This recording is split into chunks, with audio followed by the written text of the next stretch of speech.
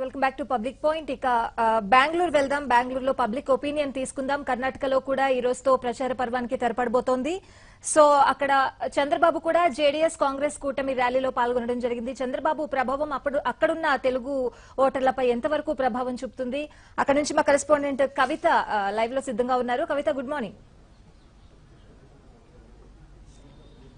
Yes, very good morning, Swati.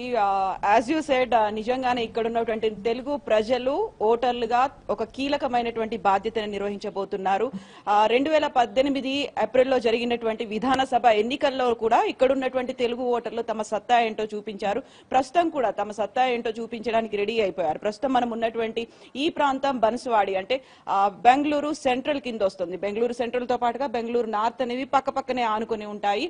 ఇక్కడ ఉన్నటువంటి ఓటర్లు చాలా మెజారిటీగా ఉన్నారు. అలాగే కీలకమైనటువంటి పాత్రను పోషించబోతున్నారు.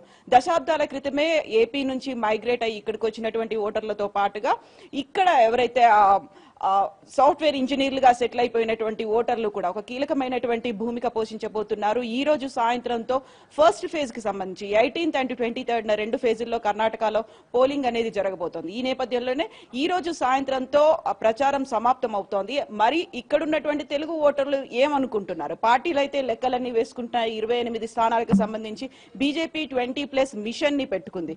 మరి ఓటర్లుగా వాళ్ళు ఎలాంటి నిర్ణయం తీసుకోబోతున్నారు? తెలుగు ప్రజలు నిన్న జరిగినటువంటి టీడీపీ బహిరంగ చంద్రబాబు నాయుడు బహిరంగ సభతో పాటుగా ఈ రోజు సాయంత్రానికి ముగియబోతున్నటువంటి ప్రచారానికి సంబంధించి ఎటువైపు ఉండబోతున్నారు?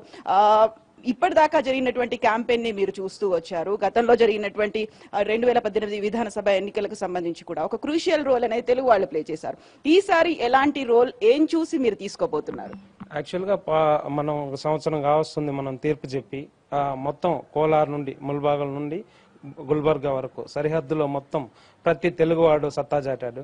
కనీసం దాన్ని చూసన్నా వాళ్ళు ఏమన్నా నేర్చుకుంటారని అనుకున్నాం. వాళ్ళు దాని తర్వాత మళ్ళీ మన మీద దాడులు విపరీతంగా చేస్తున్నారు. అంటే ఒక అమర్ రాజా అనేది ఒక విదేశాల్లో పోయి ఇక్కడ వచ్చి స్థిరపడి వాళ్ళు ఒక గ్రూపును పెట్టి చేస్తే మిస్టర్ పిఎం అని పార్లమెంటులో మన హక్కుల గురించి అడిగిన దానికి దాడి చేసి, అంటే మన ప్రతి తెలుగు వాడిని తల వంచుకునేలాగా ఈరోజు దాడులు చేస్తున్నారు. ఆ ఒక్క గ్రూపే కాదు, పోలవరం అనే పెద్ద ప్రాజెక్టు అది చేస్తూ ఉంటే అభినందించాల్సింది పోయి ఆ నవయుగ కంపెనీ మీద దాడులు చేసి ఇది చేస్తే వాళ్ళు గిన్నిస్ బుక్ రికార్డు ఎక్కేలాగా ప్రాజెక్ట్ కడుతున్నారు. అవన్నీ ప్రతి విషయం ఆంధ్రలో జరిగే ప్రతి విషయం ప్రతి తెలుగువాడు ఇక్కడ తెలుసుకుంటున్నాడు. అప్పుడే చెప్పాం వాళ్ళకు డౌన్ఫాల్ స్టార్ట్ అయిందని, అది నేషనల్ వైడ్ ఇంపాక్ట్ క్రియేట్ చేస్తుందని. ఈవెన్ ఒక్క కర్ణాటక కాదు, తమిళనాడులో కూడా వాళ్ళకు వాటర్ క్రైసిస్ ఉంది. మనం పోలవరం ప్రాజెక్ట్ కంప్లీట్ అయితే వాళ్ళకు మనం వాటర్ ఇవ్వచ్చు చెన్నైకి. బెంగళూరు కూడా ఇక్కడ కర్ణాటక బోర్డర్కి వెళ్తే మీకు ఆ వాటర్తో కొంత బోర్డర్లో కూడా ఇక్కడుండే రైతులు లబ్ధి పొందుతున్నారు. రేపు కోలార్ కానీ చింతామణి కానీ ఇవన్నిటికి కూడా నీళ్ళు వచ్చే అవకాశం ఉంది. అటువంటి ప్రాజెక్టుల మీద ఈయన అవినీతి ఉంది, అది ఉంది అంటే చేతుల వ్యవస్థలు ఉన్నాయి కదా, నువ్వేం చేస్తున్నావు ఒక పిఎంగా? ఒక అహంకార ధోరణి అనేది ఇంతవరకు ఇంకా విడనాడట్లేదు. ఈ ఎన్నికల్లో ఖచ్చితంగా దేశవ్యాప్తంగా తెలుగువాడు ప్రతి ఒక్కరూ స్పందిస్తారు. ఈవెన్ కోయంబత్తూరులో కూడా ఎక్కడికైనా నిన్నటికి నిన్న ఇక్కడ మన కర్ణాటక నుండి మన తెలుగు ఓటర్లు వెళ్ళడానికి ఎటువంటి ఇబ్బంది కలగలేదు. అదే మనకు తెలంగాణ నుండి రావడానికి చాలా ఆటంకాలు కల్పించింది. అందరికీ అక్కడ తెలుగు ప్రజలకు తెలుసు, ఇక్కడ అందరూ మేము చూస్తున్నాం. అదేవిధంగా నిన్న హుబ్లీకి స్పెషల్ ట్రైన్ వేశారు. అంటే హుబ్లీ అనేది ఒక సెన్సిటివ్ ఏరియా, మహారాష్ట్ర బార్డర్. ఆడ మహదాయి అది ఇది గొడవలు పెట్టి అక్కడ మనకు ఓట్లు వస్తుందని చెప్పి అక్కడికి మాత్రం సపరేట్ ట్రైన్ వేసి ఒక రైల్వేను కూడా ఇప్పుడు తీసుకొచ్చేసాడు ఈయన. అంటే ఇంతవరకు ఈసీ వర్క్ అనుకున్నాం, సిబిఐ అనుకున్నాం, ఐటీ అనుకున్నాం, ప్రతి వ్యవస్థను భ్రష్టు పట్టిస్తూ లాస్ట్లో చివరికి రైల్వే కూడా మోడీని కాపాడడానికి ఈరోజు సహకరిస్తూ ఉంది. అదే ఎక్కడ కానీ మన తమిళనాడుకి కానీ ఆంధ్రాలోకి కానీ ఎక్కడ కానీ స్పెషల్ ట్రైన్ వేయలేదు, ఇక్కడికి మాత్రం వేశాడు. అంటే ఆయన ఎలాగైనా అధికారం చేజిక్కించుకోవాలని అనుకుంటున్నాడు. ప్రతి తెలుగువాడు ఎలాగైనా దింపాలని అనుకుంటున్నాడు. ఇదే ఇక్కడ అభిప్రాయం ఉంది. ఎందుకు ప్రతి పార్టీ తెలుగు వాళ్ళ మీద అంత ఫోకస్ పెట్టారు? అంత క్రూషియల్ రోల్ తెలుగు వాళ్ళు ఎందుకు చూపించబోతున్నారు? పదే తెలుగు వాళ్ళ మీదే పార్టీలన్నీ ఫోకస్ పెట్టడం ఓటర్లకి సంబంధించి ఎందుకంతగా కీ రోల్ అని మీరు అనుకుంటున్నారు? అది మరి మీరు అక్కడ రాష్ట్రాన్ని వదిలేసి ఇక్కడ వచ్చి ఈ రాష్ట్రంలో అంత ప్రభావితం చేసే శక్తి ఏముంది మీ దగ్గర? మేము ఒరిజినల్గా ఆంధ్ర అయినప్పటికీ 22 ఏళ్ల నుంచి ఇక్కడ ఉండి పూర్తిగా బీజేపీని ఫుల్గా సపోర్ట్ చేసి మోడీ మాకేదో చేస్తాడు, ఒక కాంగ్రెస్ అవినీతిని చెప్పుకుంటూ పోయి ఆయన పవర్లోకి వచ్చాడు. తర్వాత ఆయన నమో నమో అని చెప్పి అందరూ వెంకటేశ్వర లాగా పూజించారు, కానీ నమ్మించి మోసం చేశాడు. అసలు మోడీకి ఎందుకు ఓటేయాల? మన చంద్రబాబు నాయుడు గారు మోడీ గారితో కలిసి ఆంధ్ర కోసం విభజించిన తర్వాత ఎన్నో హామీలు ఇచ్చారు, ఒక్క హామీని నెరవేర్చలేదు. అసలు చూడండి, ఈ 10 ఏళ్లలో ఒక మన కాశ్మీర్ యువత మొత్తం ఉగ్రవాదం వైపు తిరిగిపోయింది. అది విఫలం కాదా? సిబిఐ నుంచి సిబిఐకి వర్సెస్ తగాదులు, మన ఆర్బీఐ నుంచి గవర్నమెంట్కి ఇది. అది కూడా ఏంటంటే ఈ మోడీ వ్యవస్థలను మొత్తం నాశనం చేస్తున్నాడు, అంటే మోడీ అంటేనే ఈ దేశానికి పట్టిన అరిష్టం అనమాట. ఎందుకంటే ప్రతి పాయింట్లో అనమాట. ఎందుకంటే గుజరాత్ని మించిపోతాడేమో. అసలు మెయిన్ ఏంటంటే ఆంధ్రలో వెనకాల పట్టడానికి కారణము ఒక చంద్రబాబు నాయుడు ఏమంటున్నాడు? Save nation, save democracy. ఇతర దేశాల్లో కూడా ఎప్పుడు బ్యాలెట్ పేపరే. ఇప్పుడు ఈవీఎం వచ్చిన తర్వాత మనం చూడండి, ఆంధ్రాలో ఎలక్షన్ జరిగినవి, మాకు ఓటు అక్కడ లేదు, ఇక్కడ ఉంది, మేము రేపు 18 ఓటు అయిపోతున్నాము. కానీ అక్కడ జరిగింది ఏంది? 7 గంటలకు మొదలైతే 11 గంటల వరకు ఏ ఈవీఎం పనిచేయలేదు. కానీ తెలంగాణలో పనిచేస్తుంది. అందులో ఆంధ్రాలో కూడా అసెంబ్లీకి సంబంధించిన ఈవీఎం పనిచేయలేదు, పార్లమెంట్ ఈవీఎం పనిచేస్తుంది. దానికి తోడు అసలు మాక్ పోలింగ్ చేస్తే అన్ని ఒకరికేస్తేనేమో ఒక బీజేపీకి అయితే 4 కనపడుతున్నాయి. అక్కడ అవి కడతారు. ఒక లేడీ అయితే నేను సైకిల్కి ఓటేశాను, అక్కడ కమలానికి పడింది లేకపోతే ఫ్యాన్కి పడింది అని చెప్పి పబ్లిక్గా మీడియాతో గొడవ చేసిన సంఘటనలు ఉన్నాయి. ఇవి ఈవీఎంలకి మన చంద్రబాబు నాయుడు ఈ ఓటర్లను రద్దు చేయడానికి 7.5 ఓటర్లను తీసివేయడానికి చాలా ప్లాన్గా డాటా చోరీ చేసి ఎక్కడ ఇతర రాష్ట్రాలు, గుజరాత్, మహారాష్ట్రలో ఎక్కడి నుంచో ఐపీ అడ్రస్లతోటి మనకి ఓట్లు తొలగించడానికి ఎంతో ప్రయత్నించారు. కానీ ఏంటంటే చంద్రబాబు నాయుడు యొక్క తెలివితేట వల్ల, ముందు చూపు వల్ల అది సాగపోవడం వల్ల ఏ విధంగా అయినా ఆంధ్రాలో రావాలి అని చెప్పి వాళ్ళు ఏంటంటే ఓట్ల శాతం తగ్గించడం కోసం, పోలింగ్ పర్సెంట్ తగ్గించడం కోసం వాళ్ళు ఏం చేశారంటే 7 గంటల మొదలైతే కొన్నిసార్లు 11 వరకు ఏమేం పని చేయలేదు అనమాట. అంటే ప్రతిసారి అంటే ఈవీఎంలో ఏం ఫాల్ట్ లేదు. ఇప్పుడు తెలంగాణలో ఒక ఈవీఎంలో కూడా ఏ ఫాల్ట్ రాలేదు, ఓన్లీ ఆంధ్రాలోనే ఎందుకు వచ్చినాయి. రేపు చూడండి మళ్ళీ ఎలక్షన్, నేను ముందు ఇప్పుడే చెబుతున్నాను, ఎక్కడ మోడీకి బీజేపీ కాకుండా ఇతర పార్టీలు గెలుస్తున్నాయో అక్కడ ఈవీఎంలన్నీ ప్రాబ్లం వస్తాయి. కానీ బీజేపీ ఉన్న చోట ఏ ప్రాబ్లం రాదనమాట. అది కావాలని. అంటే దాని ఈవీఎంలో ఫాల్ట్ ఏమీ లేదు. ఒక చిన్న ఉదాహరణ, ఏమీ లేదు. పొద్దునే మనం వచ్చాము, అక్కడ స్టాప్ను వాళ్ళు లైన్ చేసుకుంటే ఒక ప్లగ్ చిన్నగా లూజ్ చేసామనుకోండి, అది గంట పని చేయదు.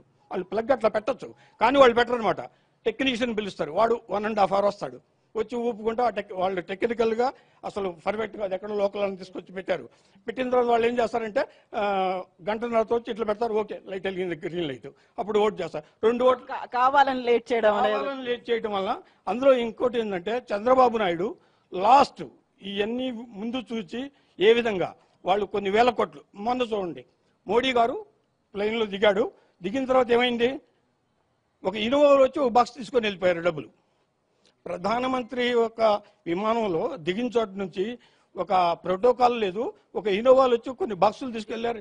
బోల్డ్ అన్ని డౌట్లు అయితే కనిపిస్తున్నాయి. అయితే పర్టికులర్ గా నాకు ఒక ఆన్సర్ కావాలి. ఇప్పటిదాకా మనం చూసింది క్యాంపెయినింగ్ లో కార్యకర్తలు చేస్తారు, లేకపోతే నాయకులు చేస్తారు, క్యాడర్ చేస్తుంటారు ప్రచారం అనేది. మీకు ఎలాంటి పార్టీలతో సంబంధం లేకపోయినప్పటికీ మీరెందుకు తెలుగు వాళ్ళుగా మీరు ఒక ప్రచారం అనేది చేస్తున్నారు? ఎవరైతే బాగుంటుంది, ఎవరికి ఓటేయాలి, ఎవరేస్తే రాష్ట్రం ఆంధ్రప్రదేశ్ కి సంబంధించి బాగుపడాలి అని మీరు ఇక్కడ క్యాంపెయిన్లు ఎందుకు చేస్తున్నారు? మన అనేది ఎప్పుడు పోదండి. ఇక్కడికి వచ్చి సెటిల్ 30-40 ఏళ్ళు అయినా కూడా ఆంధ్ర వాళ్ళమే.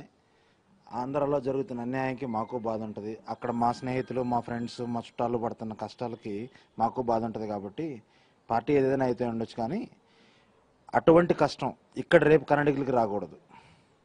అక్కడ ఆంధ్ర వాళ్ళు ఏం కష్టం అయితే పడుతున్నారు, ఇక్కడ పడకూడదు.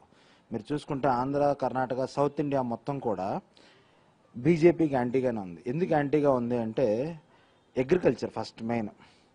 మీరు చూడండి, ఇక్కడ మహదాయి యోజన వలన గోవా నుంచి కర్ణాటక నీళ్ళు వస్తాయి. సెంట్రల్లో ఉంది బీజేపీ గవర్నమెంటు, మహారాష్ట్రలో ఉంది బీజేపీ గవర్నమెంటు, గోవాలో ఉంది బీజేపీ గవర్నమెంటు. వాళ్ళకి it's a fraction of second decision తీసుకోవడానికి.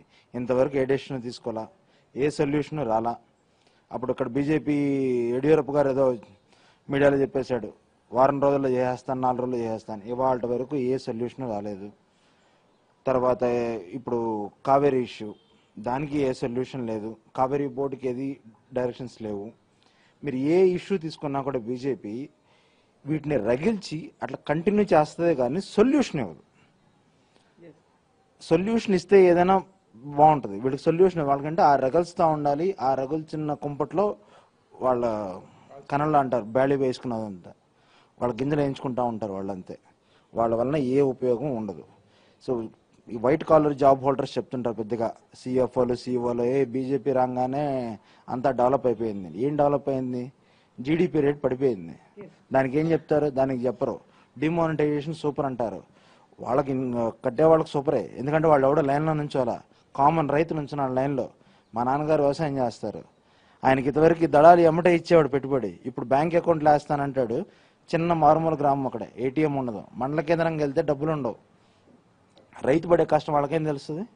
చూడండి, మీరు స్వతంత్రం వచ్చిన తర్వాత బీజేపీ గవర్నమెంట్లో చనిపోయిన రైతుల సంఖ్య ఇంకా ఏ గవర్నమెంట్లోనూ చనిపోలేదు. సో మనకు రైతే వెన్నెముక అని చెప్పుకునే స్టేట్లో, కంట్రీలో రైతుకి ఏం చేసింది? నాకు ఒక 5 ఎకరాల పొలం ఉంది, మొన్నది డబ్బులు వేస్తున్నాం అన్నారు, ఇంతవరకు నాకు డబ్బులు పడలేదు. సో నేను ఎందుకు వేయాలి బీజేపీకి? సో ఒక డెసిషన్ అయితే మీరు తీసేసుకున్నారు. పర్టికులర్ గా కర్ణాటకకి సంబంధించి తెలుగు ఓటర్లు ఒక కీలకమైనటువంటి నిర్ణయం తీసుకున్నారు. ఓటు హక్కు అనేది కేవలం తమ హక్కు మాత్రమే కాదు, బాధ్యత కూడా భావిస్తున్నటువంటి ఓటర్లు వ్యక్తుల్లో మార్పు రావాల్సిన అవసరం ఉంది, అలాగే వ్యవస్థలో కూడా మార్పు రావాల్సిన అవసరం ఉంది. దానికి సంబంధించి తమ ఓటును ఒక ఆయుధంగా మలుచుకోబోతున్నాము. అట్ ద సేమ్ టైం విధానసభకు సంబంధించి ఎలాంటి ఒక తీర్పుని తెలుగు ఓటర్లుగా ఒక కీలకమైనటువంటి తీర్పును, క్రూషియల్ రోల్ ప్లే చేశాము. ఈసారి కూడా అలాంటి రోలే ప్లే చేయబోతున్నాము. అందుకు తగ్గట్టుగా మా క్యాంపెయినింగ్ లని మేము చేస్తున్నామని చెప్తున్నారు తెలుగు ఓటర్లు. Swathi. Right, thank you so much Kavitha. So మొత్తానికి కర్ణాటకలో తెలుగు ఓటర్లు కూడా కీలకంగా మారారు. తెలుగు ఓటర్ల నాడి ఎలా ఉంది, వాళ్ళని ఎలా అర్థం చేసుకోవాలి అని శ్రీనివాస్